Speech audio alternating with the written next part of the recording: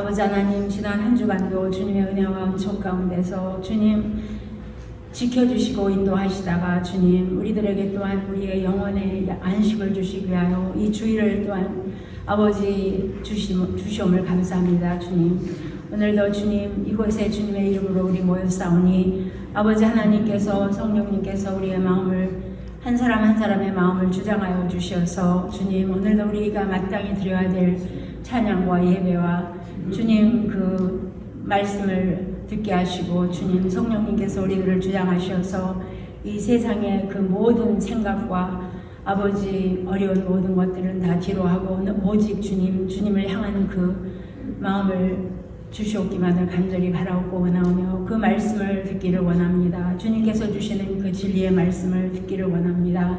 저희들의 마음을 열게 하시고 성령님께서 우리 안에 내주하셔서 아버지 정말 말씀을 듣고 그 말씀대로 우리의 삶을 살아갈 수 있도록 주님 인도하시고 축복하여 주시옵소서. 오늘도 주님 많은 자연재해로 인하여 주님 정말 많은 사람들이 고통받고 있사오니 그들을 불쌍히 여기시고 그들을 하루속히 주님 아버지 정말 원상복귀되도록 주님 아버지 그들을 지키시고 인도하시고 선하신 길로 인도하여 주시옵소서. 아버지 또한 기도하고 원하옵기는 주여 이제 주님 아버지 부흥회가 얼마 안 남았사옵니다. 주여 아버지 부흥회 후에 주님께서 아버지 많은 사람들을 주님 이곳으로 인도하여 주셔서 주님의 귀하고 복된 말씀을 생명의 말씀을 들을 수 있도록 인도하여 주시고 오시는 감사님 외에도 주님께서 영육간에 강건하게 하시고 또한 우리 교회가 들어야 될 그 귀한 말씀들을 증거하게 하시옵소서.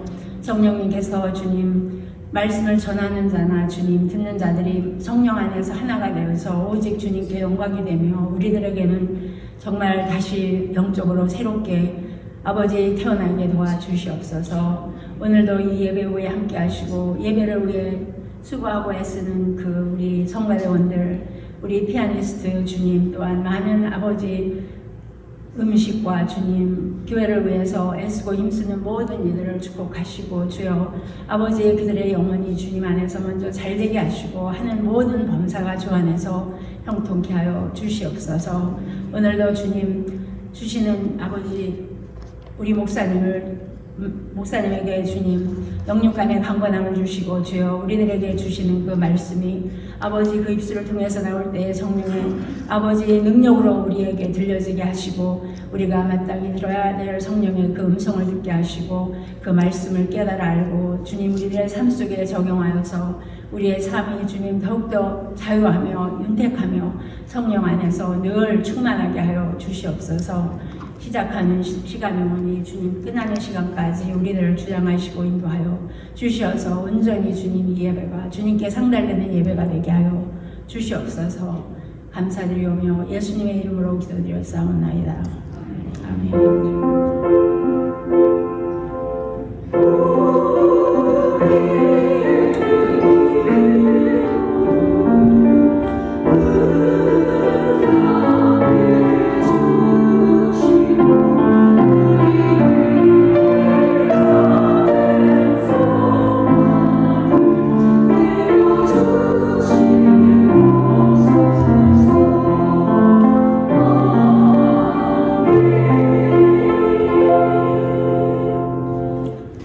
몇 가지 교회 소식 알려드리겠습니다.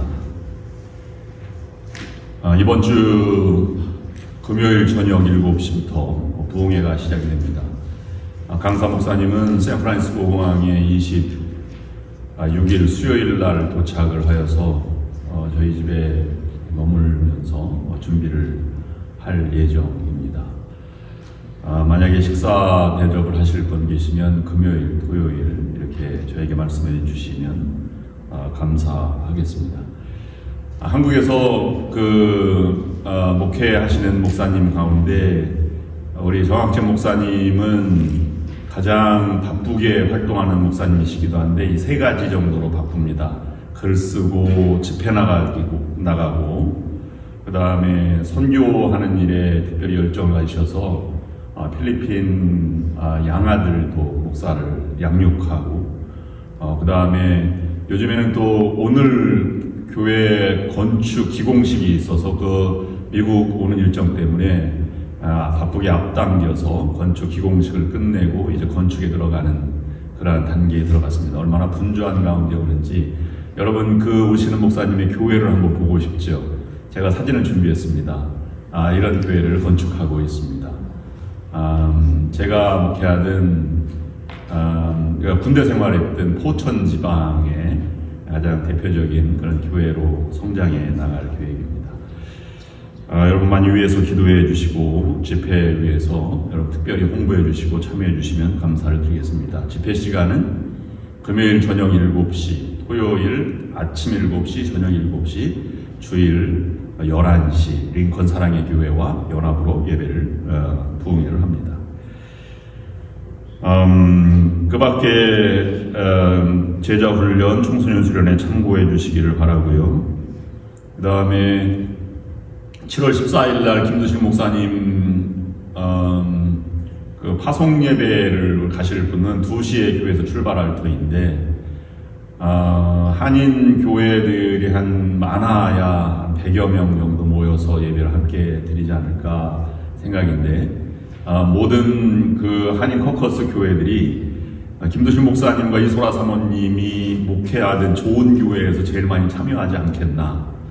특별 찬송도 준비하고 여러 가지 준비를 했으면 좋겠다는 바람을 알려왔습니다. 가시는 분들은 함께 출발하든지 아니면 각자 편의로 가시되 우리 교회에서 특별 찬송을 준비하고 그 다음에 화환과 케이크도 준비해서 가시는 목사님 라오스로 가시는데 올해 기쁜 마음으로 사랑의 후원자의 모습을 보여주었으면 좋겠다 하는 생각을 갖습니다. 많이 참여해 주시고 또 연습에도 특별 찬송에도 많이 참여해 주시면 감사하겠습니다. 오늘 예배 마친 다음에는 친교 끝나고 그 다음에 속회별로 모여서 함께 한 달 동안 지냈던 이야기 나누고 속회 주일로 지키고 돌아가 주시면 감사하겠습니다. 그 다음에 여선교회 학당 광고가 주보에 실렸는데요. 오늘 오후 4시에 에모리 대학교에서 공부하신 김상덕 교수님이 연세대 한신대 교수이신데 특별히 오늘날 많은 문제들이 많잖아요.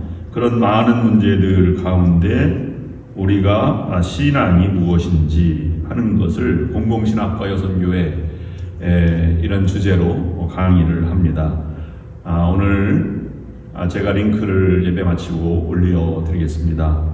참조해 주셔서 많이 참여해 주시면 감사하겠습니다. 이상으로 광고 말씀 마치겠습니다. 오늘 하나님의 말씀을 보시겠습니다. 오늘 성경 말씀은 사도행전 8장 1절부터 8절까지 있는 말씀입니다. 저와 여러분이 교독으로 읽겠습니다. 제가 먼저 읽겠습니다. 사울은 그가 죽임당함을 마땅히 여기더라. 그날에 예루살렘에 있는 교회에 큰 박해가 있어 사도 외에는 다 유대와 사마리아 모든 땅으로 흩어지니라.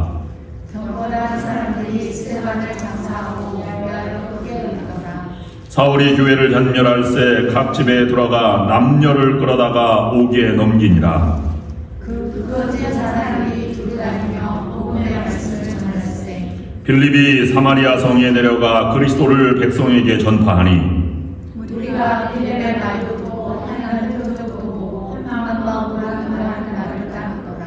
많은 사람에게 붙었던 더러운 귀신들이 크게 소리를 지르며 나아가고 또 많은 중풍병자와 못 걷는 사람이 나으니 그 성에 큰 기쁨이 있더라. 아멘.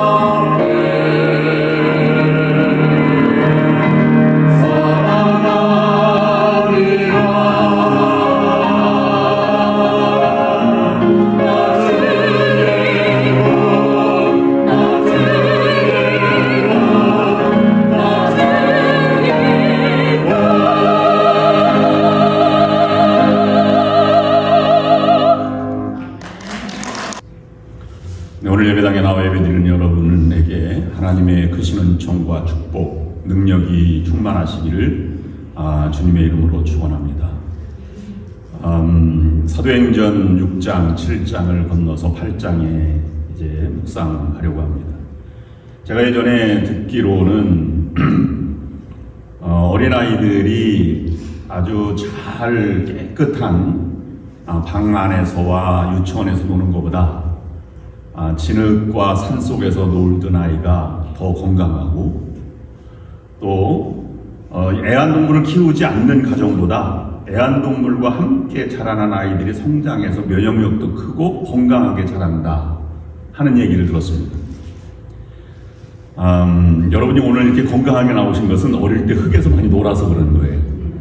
몇몇 사람을 빼고는 다 우리가 들로 산으로 강아지와 함께 짐승과 함께 새알을 찾아서 다니고 다 그러지 않았습니까? 저만 그랬나요? 이걸 잠깐 바꿔서 생각해 보면 우리 몸도 저항력이 키우기 위해서 다른 많은 경험이 필요하고 바이러스의 공격과 이런 것에 싸워나가서 승리하는 것처럼 큰 고난과 어려움이 없다면 인생은 발전할 수 없을 것입니다. 큰 고난과 핍박은 우리를 더 건강하게 만들 뿐만 아니라 나의 몸이 저항하듯이 강해지는 것처럼 내 생각과 가치관과 삶의 방법을 더 견고하고 튼튼하게 만들고 가치관을 바꾸어 나가는 것이다 라고 볼 수 있습니다.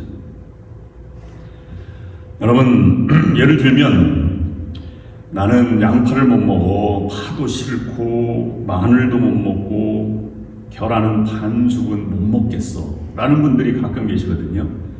근데요, 정말 배고파 죽게 생겼는데 반숙이 문제입니까?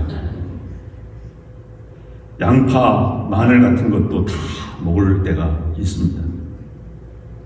저는 딱딱한 밥은 좋은데 난 진밥은 죽어도 싫어. 죽게 되면 진밥도 먹습니다. 배부를 때 하는 얘기죠. 제가 군대 생활하는 것은 강사 목사님이 오시는 포천군 일동면에서 제가 군대 생활했는데요. 군대 생활 중에 제일 어려운 것은 유격훈련입니다. 저는 특별히 전차 조종수로 있었기 때문에 권총을 메고 이제 조종하는 임무를 담당했는데요. 제일 죽기도 싫은 것이 야간 전차 훈련 다닐 때도 물론 힘들지만 일주일간 하는 유격훈련 같은 거는 정말 힘듭니다. 훈련 끝나고 들어오면 막사에 들어가서 잠자는 게 전부예요. 씻고 샤워를 하고 새 내복을 갈아입고 그 다음날 또 나간다? 이건 있을 수 없는 일이죠. 일주일 지나면 옷이 하얀색으로 변합니다. 왜냐하면 땀이 나서 마르고 이제 소금기가 되어서.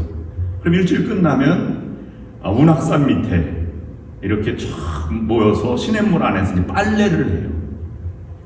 그런데 여러분, 빨래하는 순서가 정해져 있지 않습니까? 누가 먼저 빨래합니까? 제일 높은 곳에는 고참들이 올라가고요. 제일 낮은 곳에는 갓 온 2등병이 올라갑니다.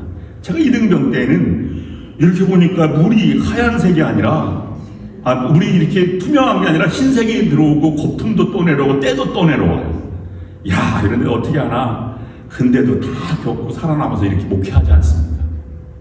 이런 것을 보면 우리에게 긍정적으로 가치관의 문제, 건강하다고 하는 것은 보통의 어려운 점들을 극복해 나가는 능력과 이겨나가는 능력이 이미 우리 안에 존재해 있다, 그렇게 볼 수 있습니다. 어떤 상황에서도. 오늘 본문 말씀은 이것을 우리에게 본문 전해주고 있습니다.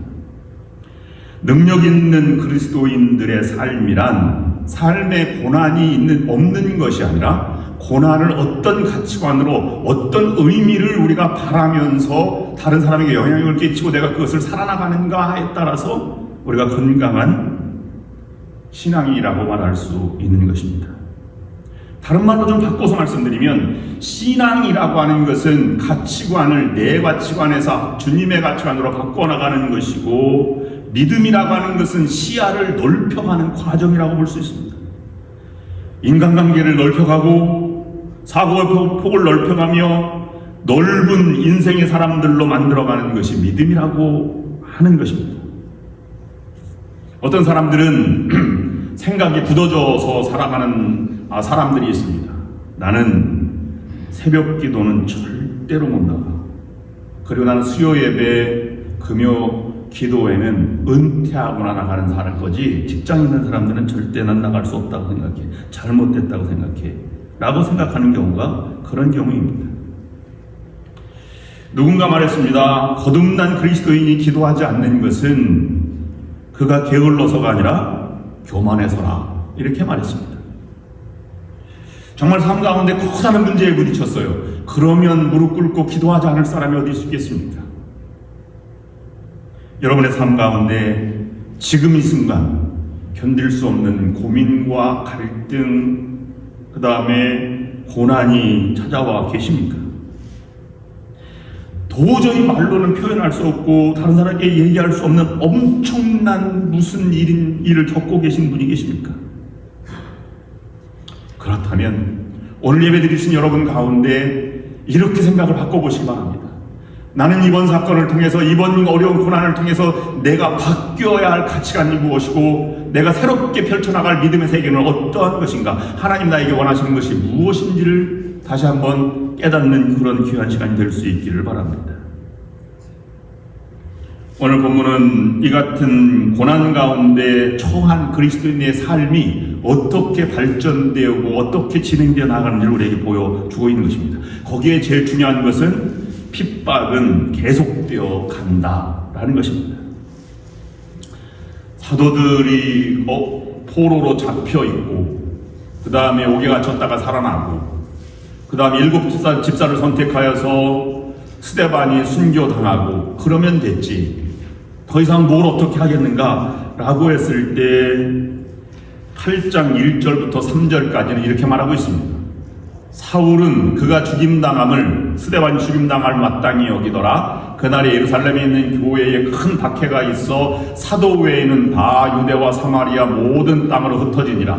경건한 사람들이 스데반을 장사하기 위하여 크게 울더라. 사울이 교회를 잔멸할세 각 집에 들어가 남녀를 끌어다가 옥에 넘기니라. 여기 몇 가지 단서가 있는데요. 사울은 그 당시에 교회를 핍박하는 사람들, 핍박하는 무리들의 수장이었죠. 그런데 예루살렘 교회에 큰 박해가 있을 때 사도들은 교회를 지켜고 죽을 각오로 교회를 지켰으나 다른 사람들, 예루살렘 교회 교인들은 모든 땅으로 흩어졌다라고 표현하고, 그 다음에 스데반을 장사 지내고 성도들이 크게 근심해서 우는 가운데 사울은 교회를 잔멸하려고 각 집에 들어가서 물론 남녀노소를 잡아다가 옥에 가두었다는 것이 오늘 본문에 있는 내용입니다. 그 제일 전면에 나선 사람이 사울이라고 하는 사람입니다. 여기에 잔멸할세라고 하는 표현은 모든 것을 다 생존할 수 없도록 마치 사자와 호랑이가 먹이를 잡아서 찢어먹는 것과 같은 상태를 의미한다고 주석가들은 해석하고 있습니다. 그리고 보통은 아무리 고대 시대라고 해도 로마 시대에는 민주정이 발달했고, 그 다음에 이런 그 문화를 인정하고 각 지역에 분봉함을 세워서 지역 문화의 특성을 가지고 통합하려고 하는 그런 선진국을 지향하는 그런 철학적 기반 안에 세워진 나라였기 때문에 아무나 잡아가지 않았습니다. 그래서 노인과 병약자, 여인들, 어린아이들은 잡아가지 않았습니다. 그런데 얼마나 이 사울이 악에 바쳤는지 물온 남녀를 다 끌어다가 옥에 넘겼다고 하는 것은 그만큼 살기가 등등한 그런 시대였다고 하는 것입니다. 여러분, 여기서 우리가 알 수 있는 것은 왜 그들이 핍박을 받아야 하는가 라고 하는 것에 있지 않습니다. 정치적인 목적일지, 아니면 핍박하는 사울이 정말 분을 못 참는 것은 자기 이익에 강탈당했든지 뭐 이런 것일 수도 있는데요. 더 중요한 것은 예루살렘 교회를 핍박하는 그 무리들, 유대인들이나 아는 다른 사람이나 사울이나 이런 사람들 배후에는 그것을 멸시하고 옳은 일을 방해하는 무슨 그런 이 조정하는 큰 힘이 존재한다는 것입니다. 하나님의 교회의 성장을 방해하고 하나님의 사역을 방해하는 것을 우리는 어떤 공중자부 권세라고 얘기하기도 하지만 사단이라고 우리는 악한 영의 세력을 대변해서 말합니다. 우리가 신앙생활하면서 염두에 두어야 할 것이 있습니다. 두 가지 힘이 동시에 우리를 지배하려고 한다는 것입니다. 하나의 힘은 우리를 하나님의 자녀답게 살도록 나는 정결해야지, 착하게 살아야지, 하나님 복음 증거해야지, 나는 억울해도 난 참고 나갈 거야 라고 하는 마음이 있는가 반면에 다른 하나님은 우리들이 하나님의 자녀답게 사는 것을 방해하려는 악한 세력이 동시에 내가 존재한다는 것입니다. 그래서 그것을 은혜의 법과 육체의 법, 죄의 법 이렇게 로마서에서는 얘기하고 있습니다. 하나님의 사람은 그러므로 나는 하나님께서 우리에게 요구하시는 분명한 성령의 인도하심을 느낍니다. 넌 그렇게 살지 말아야지 라고 하는 것을 인식하는 것도 중요합니다. 그러나 동시에 우리 그리스도인들은 나의 삶을 허물려고 다가오는 악한 세력도 동시에 인식하고 있어야 건강한 신앙생활을 할 수 있다고 하는 것입니다. 하나님의 교회와 백성들을 하나님의 사람답게 살지 못하게 하는 세력이 있습니다.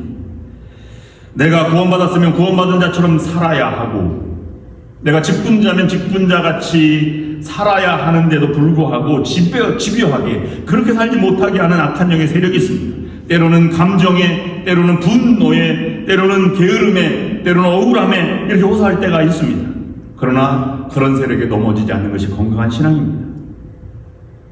교회가 세상에 존재하는 이상 이와 같은 핍박은 계속되게 되어 있습니다. 언제까지? 주님이 재림하실 때까지 이 세력은 멈추지 않을 것입니다. 부분적으로는 뱀의 머리를 밟고 그리스도가 탄생하였으니 부분적으로는 우리가 승리할 수 있으나 영원한 승리는 예수님이 오실 때 승리하게 될 것입니다.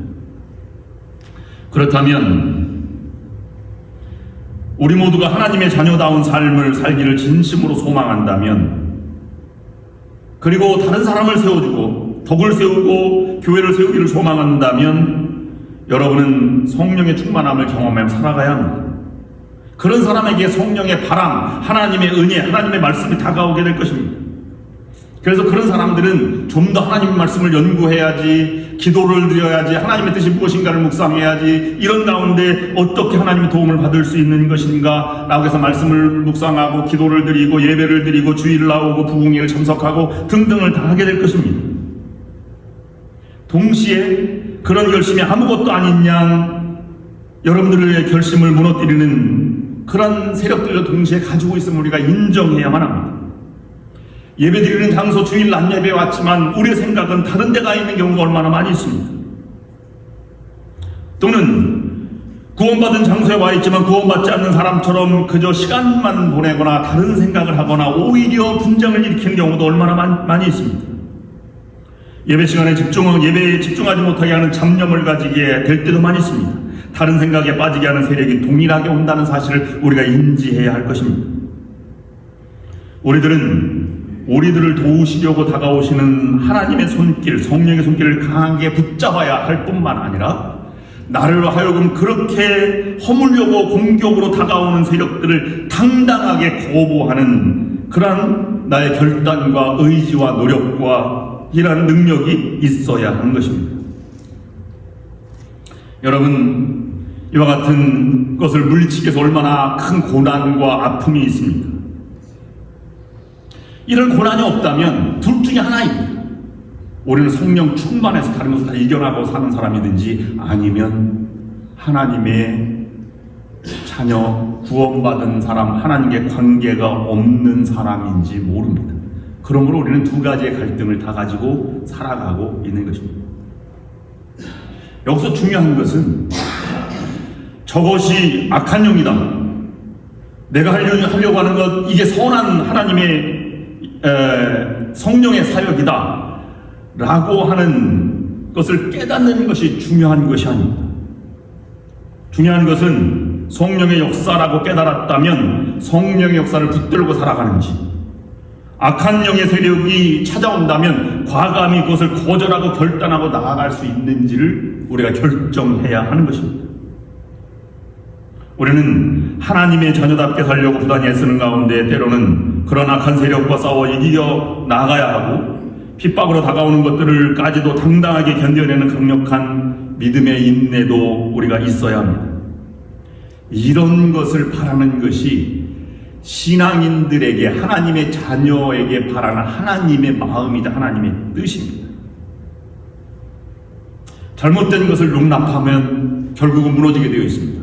여러분, 만리장성이 무너지게 된 것은 그 만리장성이 무너져서가 아니라 성문을 연 한 사람의 배신 때문에 그렇게 된 것입니다. 정말로 하나님의 사람이라면, 구원받았다면, 새롭게 살아가기를 결단했다면 성령의 말씀하시는 것을 가지고 힘들어도 그 말씀을 보고 정말로 하나님이 세우기를 원한다면 사람을 세우고, 그리고 다툼을 그치고 세상에 돌아가려고 하지 말고 말씀과 성령 안에서 어떻게 살아가는 것이 정말로 아름다운 삶인지를 묵상하고 하나님 말씀에 순종하며 살아가는 것이 중요한 것입니다. 이와 같은 삶을 살아가셔서 어려움과 고난 가운데도 여러분의 믿음이 흔들리지 않고 여러분의 선한 영향력과 성령의 역사가 끊이지 않는 놀라운 믿음의 성도들로 성장해 나가는 여러분들이 될 수 있기를 주님의 이름으로 축원합니다. 그럼 또 한 가지 묵상할 수 있는 것은 하나님의 방법을 알아가는 것입니다. 스데반의 죽음과 더불어서 초대교회에 엄청난 핍박이 있었습니다.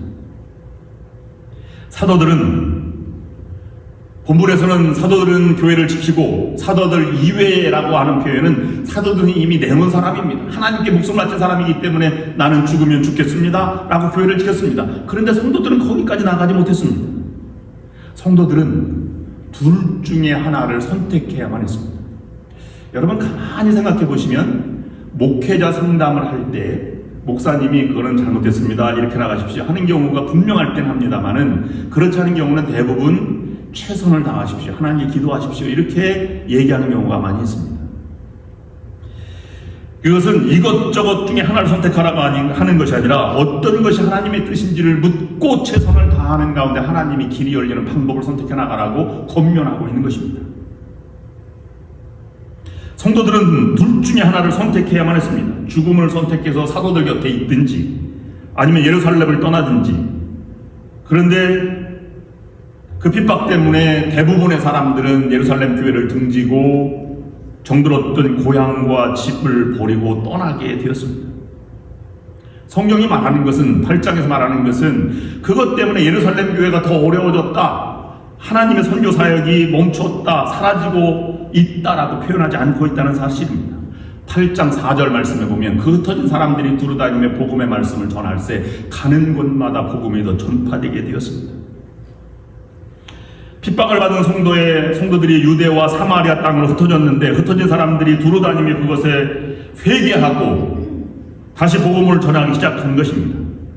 뿐만 아니라 사도행전 8장 5절 6절 말씀에 보면 빌립이 사마리아 성에 내려가 그리스도를 백성에게 전파하니 무리가 빌립의 말도 듣고 행하는 표적도 보고 한 마음으로 그가 하는 말을 따르더라 라고 말씀하고 있습니다. 순교자 스데반은 자기 신앙을 고백하고 영웅처럼 천세 얼굴을 하면서 백성들의 곁을 떠나갔습니다. 그래서 많은 사람이 슬퍼하였습니다. 위대한 믿음의 순교자가 역사의 무대에서 사라지자 이번에 나타난 사람은 빌립이라고 하는 사람이 전도자로서 귀한 자리를 새롭게 열어가고 있는 것입니다. 예루살렘 교회에 강력한 핍박이 몰아쳤지만 핍박의 결과는 새로운 곳으로 사람을 흩으셨고, 순교자 스데반은 죽었지만 새로운 지도자 빌립이 등장하게 되는 과정을 우리에게 보여주고 있는 것입니다. 이것이 하나님의 방법을 펼쳐나가는 하나님의 뜻이고 복음의 능력입니다. 그래서 7절 8절 말씀에 보면 귀신들이 나아가고 중풍병자와 못 걷는 사람이 고침을 받았고 이로 인해서 그 성에 큰 기쁨이 있었다라고 기록하고 있는 것입니다. 이러한 사실은 우리에게 다음과 같은 분명한 사실들을 보여주고 있습니다. 보통 핍박이 있으면 나는 더 이상 못합니다, 이제는 우리가 어떻게 나가겠습니까? 라고 하는 것이 우리의 생각이고, 예루살렘 교회가 더 이상 어떻게 하면 하나님의 복음 증거자가 되겠습니까? 라고 하는 것이 우리의 생각인데, 핍박 때문에 우리는 더욱더 복음 전파가 되었고 하나님 나라의 확장을 위해서 쓰임받게 되었다는 감격이 또 한 가지 자리 잡고 있었다는 사실에 그들은 새롭게 경험하고 있다는 사실입니다. 이것이 하나님의 방법인데요.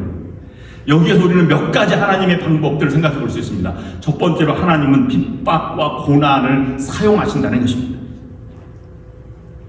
핍박 없이 예루살렘 교회가 부흥하고 성장하게 하실 수도 있었을 것입니다.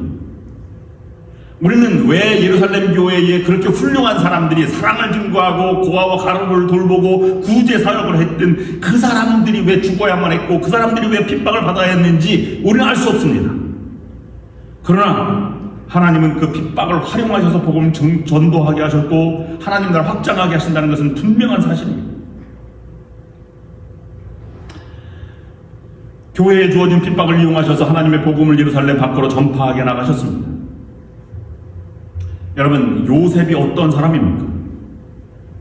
자색 옷을 입고 아버지 야곱의 무릎에 앉았을 때 형들 10명의 형들과 이런 사람들은 고가웠을 것입니다.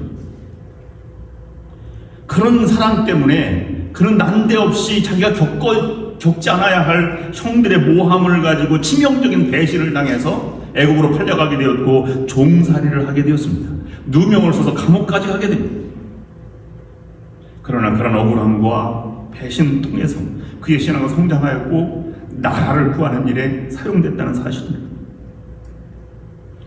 모세가 좀 더 교육받고 힘이 있을 때, 왕자로 있을 때 40살까지 왕궁에서 쓰임받지 않고 싱싱할 때 활용하지 않고 다 지쳐서 맨발로 하나님 앞에 무릎 꿇고 돌아왔을 때 내가 너를 보낸다 라고 한 의미는 무엇이겠습니까? 하나님은 얼음에 처한 그곳에서 불러주시고 그 마음을 다스려서 탁월한 지도자로 세우신다는 사실입니다.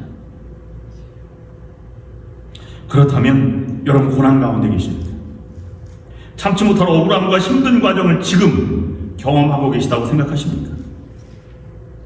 왜 하나님은 나에게 지금 이와 같은 고난을 허락해 주십니까? 이렇게 기도하는 것을 바꾸어서 하나님, 이 가운데 내가 할 수 있는 최선은 무엇입니까? 나에게 이 어려움 가운데 주시고자 하는 하나님의 능력과 뜻은 무엇입니까?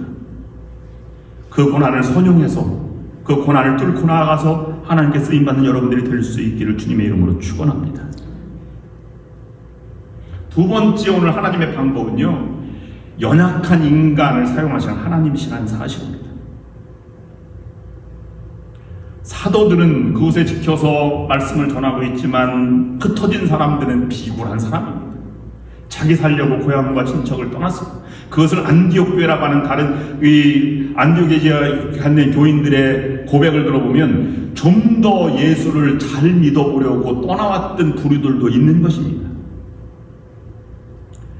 예루살렘 교인들이 핍박받고 순교당한 것보다 복음 전파되면서 다른 이방 지역에 가서 핍박받고 순교당한 사람이 훨씬 더 많습니다. 그곳에 가서 안전을 보장되지 않지만 그곳에 또 다른 핍박이 기다리고 있는 곳에 그곳에 간 것입니다. 그런데 도망자 신세를 가지고 도망자 신분으로 가는 그들은 약간 비굴한 면이 없지 않습니다. 그런데 하나님은 도망자들을 변화시키셔서 복음을 전하는 전도자로 사용하신 것입니다. 베드로는 겁장이었습니다. 그러나 그가 사도들의 수장이 되었습니다. 아마 모두 나는 사도들과 함께 예루살렘 교회에 남겠습니다 라고 하였다면 예루살렘 교회는 예루살렘 성 밖을 넘어가지 못했을 것입니다. 연약한 믿음의 소유자들 때문에 하나님의 복음이 온 세상에 전파되게 된 것입니다. 성경에 보면 강한 자보다 연약한 자를 먼저 들어 쓰셨습니다. 부족함이 없는 자보다 부족한 자를 들어 쓰셨습니다. 우리 보기에 잘나 보인 자보다 하나님은 별 볼 일 없는 자를 들어 쓰셨습니다. 이것이 하나님의 방법이요 하나님의 지혜입니다. 왜 그렇습니까? 하나님은 강한 자보다 연약한 자를, 뛰어난 자보다 부족한 자를 우리의 장점보다는 단점을 선택하여 사용하시는 이유가 무엇입니까? 그래야 그들이 교만하지 않고 하나님의 영광을 드러내기 때문입니다. 하나님은 정말로 사나이다운, 사냥도 잘하고 말도 잘 탔을 것 같은 에서보다는 어머니 치마폭에서 마마보이 같은 야곱을 택하여서 그를 하여금 이스라엘의 조상 믿음의 선조가 되게 하였습니다. 흠이 없는 사람보다는 살인자라는 커다란 단점을 가지고 있는 모세를 선택하였습니다. 사무엘이 기름병을 들고 왕을 세우려고 찾아간 곳은 다윗의 집이었습니다. 이새의 집을 찾아갔는데 거기에 모든 잘생긴 형제들은 다 제쳐놓고 들에 양치고 있던 이 다윗을 모아서 그가 하나님의 부름받은 사람이라고 기름 부었습니다. 하나님은 잘생긴 형들보다 아무것도 없이 말없이 순종하는 다윗을 선택하신 것입니다. 예수님도 백부장을 선택하지 않고 어부와 제사장 세리들을 선택하였습니다. 연약한 자는 자신이 한 것이 다 말할 수 없기 때문에 그를 들어서 하나님의 위대한 영광을 드러내기에 하신 것입니다.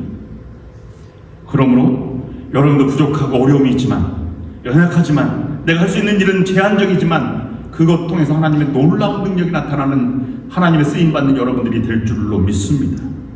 문제는 연약함을 핑계로 돌리고 아무 일도 하지 않기 때문에 하나님의 능력이 나타나지 않는 것입니다. 정말 적은 자들을 들어서 하나님의 능력이 오늘 연약한 자를 들어서 사용하신 하나님께 붙잡힌 바 되어야 할 것입니다. 그것이 우리에게 주는 또 다른 교훈이 있습니다. 우리들도 하나님의 방법과 지혜대로 사람을 보고 사건을 바라볼 수 있어야 하는 것입니다.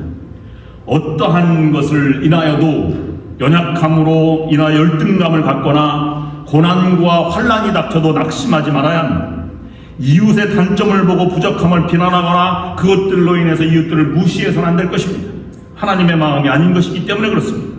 하나님의 마음이 연약한 자, 부족한 자에게 향하고 있는 것을 분명히 안다면 우리는 다른 사람을 품고 약함을 인정하고 그 사람을 위해서 기도하고 도와주고 협력해 나가야 할 것입니다. 그런데 솔직히 우리가 보면 그렇게 판단되지 않습니다. 저 사람은 과거에 저랬대. 저 사람은 절대 믿지 마세요, 목사님. 이렇게 생각하는 것이 우리의 기본적인 상식이자 경험에 우러나오는 모습인 것입니다. 그런데 그걸 뛰어넘을 수 있어야 신앙의 사람입니다. 하나님은 그 사람도 변화시킬 수 있습니다. 하나님은 그 사람을 통해서 더 위대함을 드러내게 될 것입니다. 그러므로 다른 사람을 판단하거나 시기하거나 절망하거나 좌절을 느끼지 말고 하나님께 쓰임받고 하나님의 쓰임받는 사람처럼 다른 사람 세우는 여러분들이 될 수 있기를 바랍니다. 그러면 오늘 하나님의 마음을 좀 더 구체적으로 판단하기 위해서 하나님의 마음은 두 가지입니다. 첫 번째로는 하나님은 복음이 예루살렘을 떠나는 것이 목적입니다. 스데반의 순교 이후에 나타난 사건을 통해서 넓은 세상을 향해서 하나님 말씀하셨는데 이 사도행전 1장 8절 말씀, 오직 성령이 너희에게 임하시면 너희가 권능을 받고 예루살렘 온 유대와 사마리아 땅끝까지 이르러 내 증인이 되리라 라고 말씀하신 것이 지금 이루어지고 있는 것입니다. 예루살렘에 머물러 있는 교인들을 흩으셔서 교회를 세우는 것입니다. 그리고 7집사 중에 다른 사람은 다 나타나지 않고 스데반과 빌립이 두 번째 등장하는데 나머지 5사람은 등장하지 않습니다. 무명의 사람들을 복음 증거자로 세웠고 무명의 이 신앙의 예루살렘 교인들을 사용하신 것입니다. 그리스도인의 또 다른 모습은 기독교 신앙은 영웅적이지 않다는 것입니다. 어떤 특정 인물이 원대한 포부를 가지고 일함으로 그 사람이 드러나는 방식으로 하지 않는다는 사실입니다. 세상 방식은 영웅을 원하지만 하나님의 방법, 성경은 영웅을 이야기하는 것이 아니라 죽은 자들을 말하고 있다는 사실을 우리가 기억해야 합니다. 이것은 결코 사람들이 자랑되지 않는 것입니다. 주님의 일은 주님께서 이루어가심을 우리에게 보여주고 있는 것입니다. 두 번째, 하나님의 마음은 죄와 상처가 많은 곳에 먼저 하나님이 가시길 원하신다는 것입니다. 하나님은 아버지이시기 때문에 연약한 자에게 먼저 관심을 가게 되었습니다. 오늘도 왜 초대교회 예루살렘 교회가 흩어져서 제일 먼저 나타나는 것이 사마리아 땅일까? 사마리아는 예수님이 사마리아 우물가를 지날 때 사마리아 사람들은 상종도 아니한다 라는 표현처럼 역사 대대로 상종하지 않는 반감을 가지고 있는 사람들입니다. 사마리아 사람들은 그만큼 어려운 가운데 신앙생활을 나가게 되었고 그리고 예수님도 사마리아 땅을 맨 먼저 찾아가서 여인을 치료한 것처럼 하나님도 사마리아 흩어진 이 집사들을 통해서 사마리아 땅을 먼저 가고 계신 것을 우리에게 보여주고 있는 것입니다. 그렇다면 오늘 우리들도 연약한 자가 제일 우대받고 죄인들이 그를 기도의 대상이 되고 함께 협력해주는 사람이 되어야 할 것입니다. 그런데 우리는 편한 사람만 만나고 좋은 사람만 만나려고 합니다. 내가 싫어하는 사람과는 교회 안에서도 함께 하려고 하지 않습니다. 저분만 없으면 내가 편할 텐데 라고 생각하는 것도 우리의 생각의 한 부분일 수도 있습니다. 그런데 그걸 반대로 생각해 보시면 거기에 기적이 있습니다. 그 사람을 사랑하게 해 주옵소서. 그러면 그 사람을 통해서 새로운 세상이 펼쳐지게 될 것입니다. 왜냐하면 하나님이 그런 사람들과 함께 일해와셨고 그런 사람들을 돌보시기 때문입니다. 목회자도 훌륭한 목사, 정말로 뛰어난 그런 위대한 목사와 신앙생활을 하지 못할 성도들이 어디 있겠습니까? 목사님이 부족하면 협력해주고 함께 세워져가는 것이 훌륭한 성도가 아니겠습니까? 에스겔의 입을 통해서 하나님 분명히 말씀하셨습니다. 에스겔서 33장 11절 말씀 보면 주 여호와의 말씀이 나의 삶을 두고 맹세하노니 나는 악인이 죽는 것을 기뻐하지 아니하고 악인이 그 길에서 돌이켜 떠나서 사는 것을 기뻐하노라. 예수님도 동일하게 말씀하셨습니다.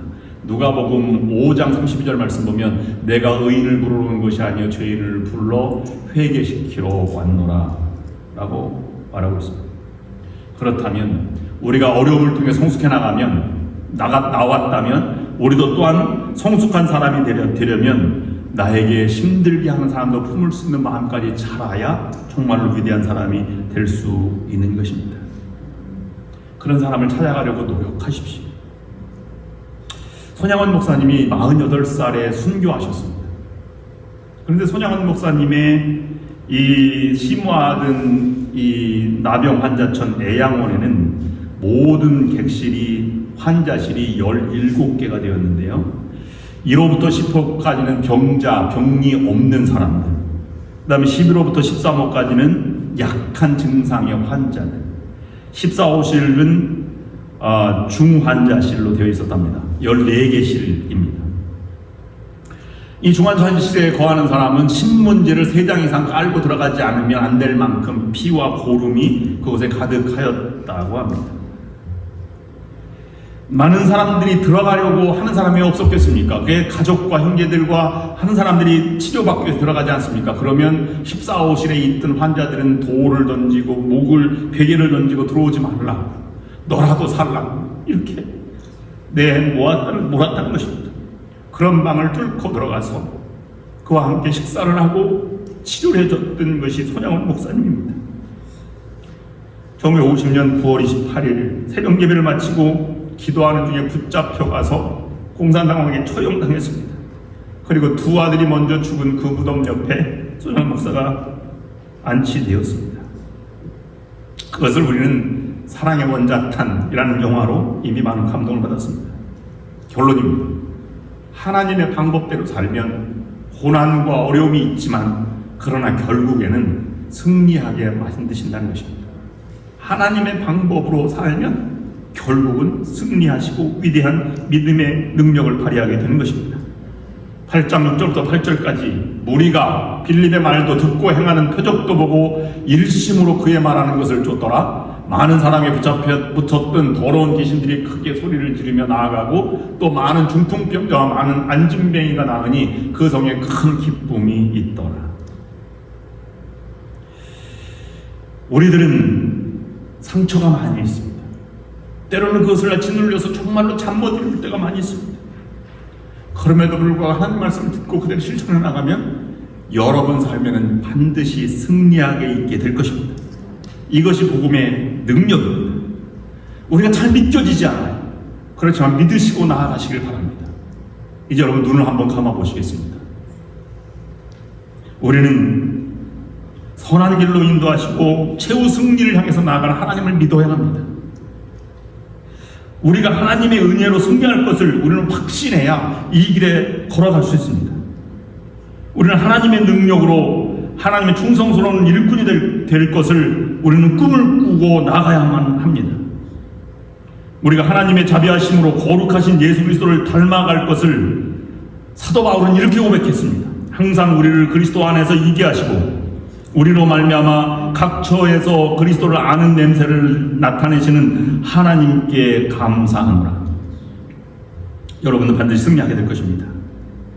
이 사도 바울의 고백이 오늘 예배드리는 여러분들의 고백이 될 수 있기를 주님의 이름으로 축원합니다. 기도하겠습니다.